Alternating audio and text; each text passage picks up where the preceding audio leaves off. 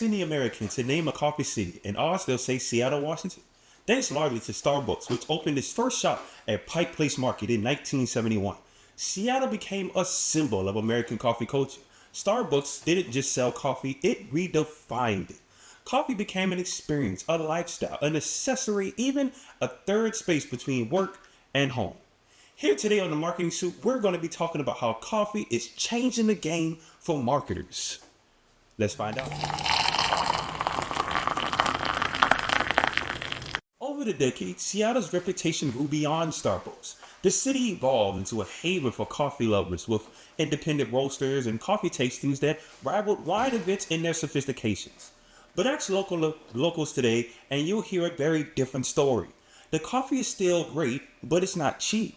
The price of a latte in Seattle today anywhere from $6 to $10 before you tip. A plain black coffee $3 to $4, sometimes even $5 depending on the shop. It's not just Seattle. Across the US, coffee prices are climbing fast. Coffee basically what traders bet coffee will cost in the future, with high record highs. Add in rising labor costs, skyrocketing rent, insurance, ingredients, and general inflation. And the humble morning coffee run starts a feel like a luxury splurge.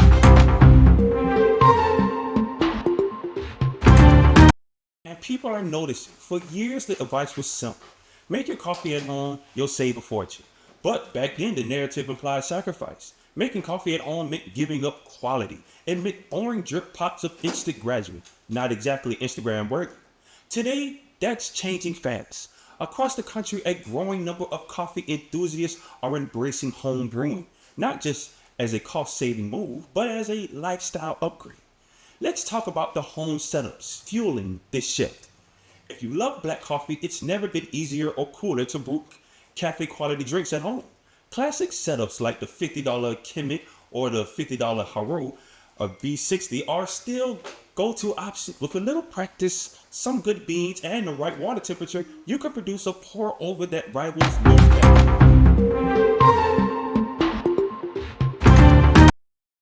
But why stop there? For another $149, the Barista Encore grinder allows you to grind fresh beans at home. And anyone who tasted the difference knows that fresh ground coffee is a game changer. For those who want a sleeker, more luxurious setup, the Funnel Old Brew Grinder Gen 2, priced around $345, delivers incredible consistency and looks amazing on your kitchen counter. Now, if you're a marketer, you should be leaning in hard right about now.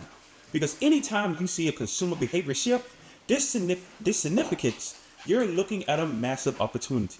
Let's break it down. First, consumers are no longer just coffee buyers. They're buying an identity.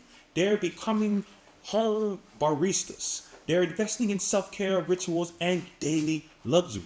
This is about more than caffeine. It's about building a life that feels intentional, skilled, and satisfying.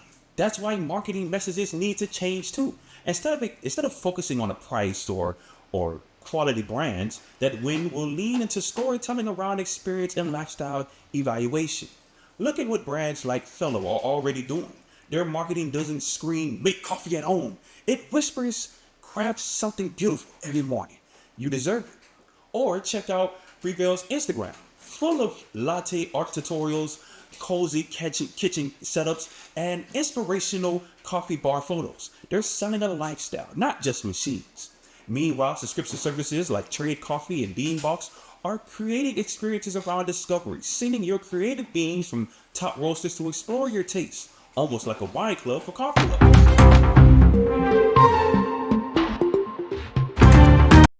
This isn't about saving money. It's about spending smarter, creating joy and pride through better everyday habits. This is premiumization disguised as frugality. Consumers are rationalizing big upfront purchases like a $600 coffee setup by telling themselves it's cheaper than buying out every day. And technically it is. But emotionally they're buying into a version of themselves they want to become. Someone who crafts perfect lattes at home, who knows their beans, who has evaluated taste. And this trend doesn't stop at coffee. It's a template for other industries too. Home fitness exploded during COVID for the same reasons. Not just saving on gym memberships, but owning their...